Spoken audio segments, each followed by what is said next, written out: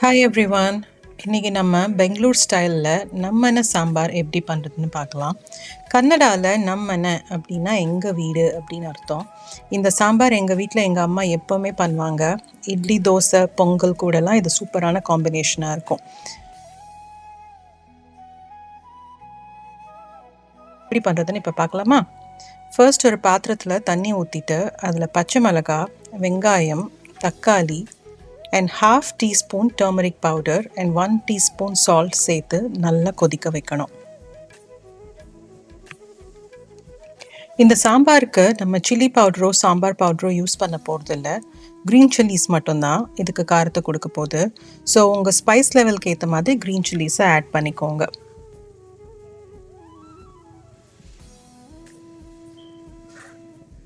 கொதிக்கிற நேரத்தில் side by side ஒரு பேஸ்ட் ரெடி பண்ணிக்கலாம்.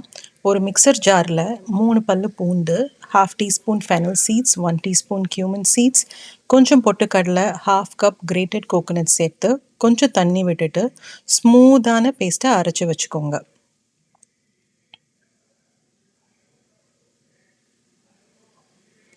இப்போ வெங்காயமும் தக்காளியும் நல்லா வெந்ததுக்கப்புறம் அதை ஃபில்டர் பண்ணி தனியாக எடுத்து வச்சுக்கோங்க. அந்த தண்ணியை கீழே ஊற்றிட வேண்டாம், அது லேட்டர் நம்ம பின்னாடி யூஸ் பண்ண போகிறோம்.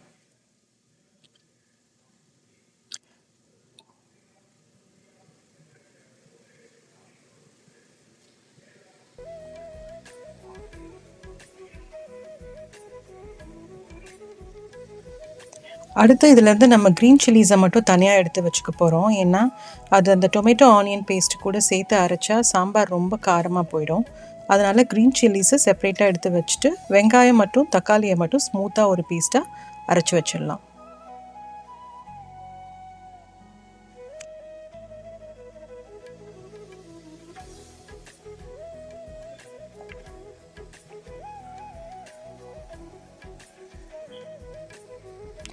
இப்போ ஒரு கடாயில் எண்ணெய் சேர்த்துட்டு கடுகு, உளுத்தம்பருப்பு, வத்தல், கருவேப்பிலை போட்டு நல்லா தாளிச்சுக்கணும்.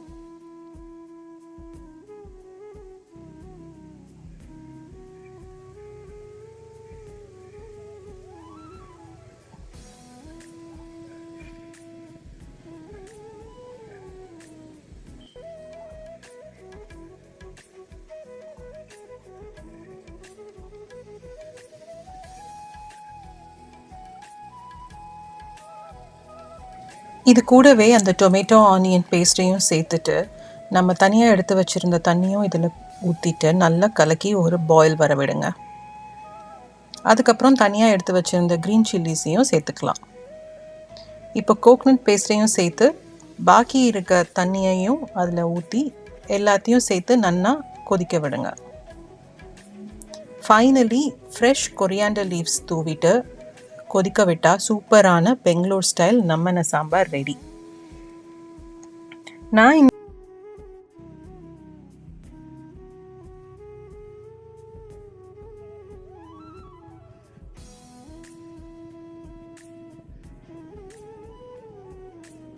இன்னைக்கு இதை இட்லி கூட சர்வ் பண்ணியிருக்கேன்.